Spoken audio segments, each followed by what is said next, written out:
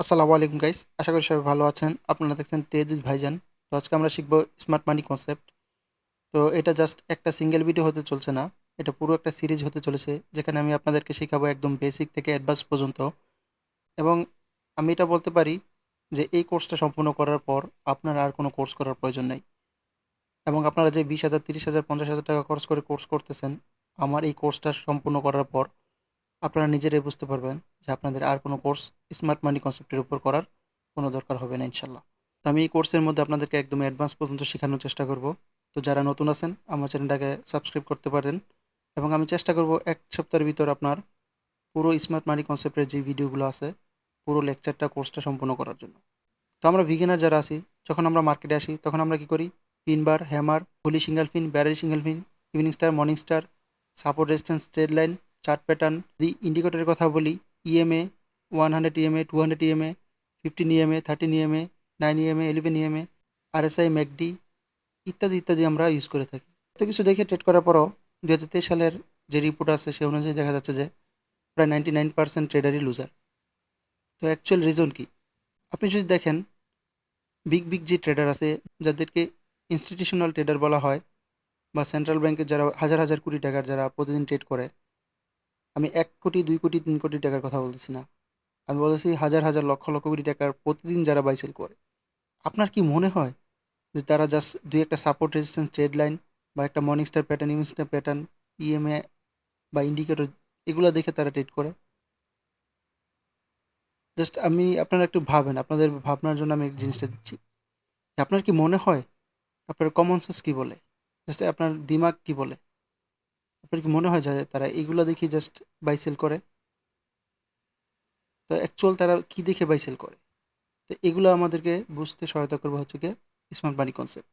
আমি যদি আপনাদেরকে আরও একটু দেখাই, এখানে আমরা দেখতে পাচ্ছি একটা ডাব্লিউ প্যাটার্ন হয়েছে, এখানে ব্রেকআউট করছে। তো রিটেলার আমরা যারা আছি, তো আমরা কি করি? ব্রেকআউটে ট্রেড করি 1:2 রেশিওতে, রাইট?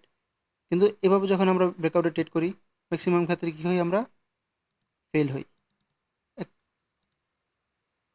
আসলে অ্যাকচুয়াল রিজনটা কি? আপনি যদি এখানে লক্ষ্য করেন, অ্যাকচুয়াল বাইংটা মূলত আসছে কোথা থেকে? অ্যাকচুয়াল বাইংটা মূলত আসছে এখান থেকে। কিন্তু আপনি বাই করতেছেন কোথায়? এখানে মার্কেট আপে গিয়েছে, অ্যাকচুয়াল বাইংটা আসছে এখান থেকে, কিন্তু আপনি বাই করতেছেন এখানে। এবং 99% রিটেলার ফেলোয়ার অনেকগুলো রিজনের মধ্যে এটাও বলতে পারেন একটা রিজন। মূলত বাইং আসছে এখান থেকে, আপনি বাই করতেছেন এখান থেকে। আমি এটা বলতেছি না যে সাপোর্ট রেজিস্ট্যান্স, ডাব্লিউ প্যাটার্ন এগুলো সে কাজ করে না। এমন না যে কাজ করে না, কাজ করে। 10 বার ভেতর 3 বার 4 বার কাজ করবে। লোক যদি দেখে যে ডাব্লিউ প্যাটার্ন মার্কেটের মধ্যে হয়েছে কিন্তু কাজ করতেছে না, তাহলে মানুষের এটার উপর থেকে ট্রাস্ট চলে যাবে। তখন লোক ডাব্লিউ প্যাটার্ন দেখে ট্রেড করবে না। আর ইনস্টিটিউশনাল ট্রেডার যারা আছে, যারা আপনাদের সাথে ম্যানিপুলেশন করে বা ম্যানিপুলেট করে মার্কেটকে, তারা কখনোই চাইবে না যে আপনারা ডাব্লিউ প্যাটার্ন, সাপোর্ট রেজিস্ট্যান্স বা বিভিন্ন যা কিছু আছে এগুলো দেখে ট্রেড না করেন। ওরা চাইবে যে আপনারা ট্রেড করেন। তো ওরা আসলে এগুলো বিভিন্ন প্যাটার্ন বা বিভিন্ন জিনিস আপনাদেরকে সামনে যখন কোর্স আরও ডিপলি যাব, এগুলো আপনাদেরকে যখন আপনাদেরকে লিকুইডিটি শেখাবো তখন আপনাদেরকে দেখাবো যে ইনস্টিটিউশনাল ট্রেডার আপনাদের সাথে কীভাবে ট্র্যাপ করে, এবং আপনার চোখের সামনেই হচ্ছে, আপনি ধরতেও পারতেছেন না। তো এখানে যদি দেখেন, আমার কিছু এন্ট্রি আপনাদেরকে দেখাই। এখানে আমার একটা রিফাইন অর্ডার ব্লক ছিল। তো এখানে মার্কেট আসছিল, এখানে এখানে মার্কেট ট্যাপ করছে। ট্যাপ করার পর এখানে আমাদের বস পর্যন্ত টার্গেট ছিল, টার্গেট হিট করছে। দেন যখন আবার বস করছে, এখানে মার্কেট আইডিএম সুইপ করছে। এখান থেকে আমাদের একটা এন্ট্রি পয়েন্ট আসছিল, এবং এখানে আমাদের বস পর্যন্ত টার্গেট ছিল। এরপর এখানে আমরা যদি দেখি, এখানে আমাদের হাই টাইম ফ্রেমে একটা পিও ছিল। তো এখানে মার্কেট ট্যাপ করছে, তো এখান থেকে একটা আমরা বাইং নিছি। আমাদের রিসেন্ট যেই ফার্স্ট সুইং ছিল এইটা পর্যন্ত আমাদের টার্গেট ছিল। এরপর যখন এখানে মার্কেট চক করছিল, চেঞ্জ অফ ক্যারেক্টার হয়েছে, মার্কেট আপ ট্রেন্ডে গেছে, তো এটা আমাদের ফার্স্ট আইডিএম ছিল। এবং এখানে আমাদের এলকিউ সুইপ করছে, এবং এলকিউ সুইপ করার পর এখানে আমরা এই বস পর্যন্ত আমরা টার্গেট নিয়েছিলাম। তো এখানে নিউজ ক্যান্ডেল ছিল। অনেকে আছে নিউজের মধ্যে ট্রেড করেন। আমাদের অ্যাকচুয়াল যদি নিউজ না থাকতো তাহলে আমরা প্রথম অর্ডার ব্লক থেকে আমরা এখানে বাইং পাইতাম।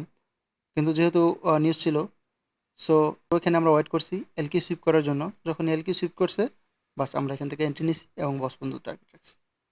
তো এই সব কিছু আপনাদেরকে শেখাবো, এবং অর্ডার ব্লক কী, আইডিএম কী, বস কী, চক কী, এভরিথিং এ টু জেড যা আছে একদম বেসিক থেকে অ্যাডভান্স পর্যন্ত পুরো সব ভিডিও আপনাদেরকে এক সপ্তাহের ভিতরে আমি দেওয়ার চেষ্টা করব, এবং কীভাবে আপনারা এগুলো শিখে একজন প্রফিটেবল ট্রেডার হবেন যতটুকু সম্ভব গাইড করার আমি আপনাদেরকে গাইড করবো ইনশাল্লাহ। তো আজকে এই ভিডিও এই পর্যন্তই, দেখা হবে প্রথম লেকচারের মধ্যে ইনশাল্লাহ। তো সবাই ভালো থাকবেন, ধন্যবাদ।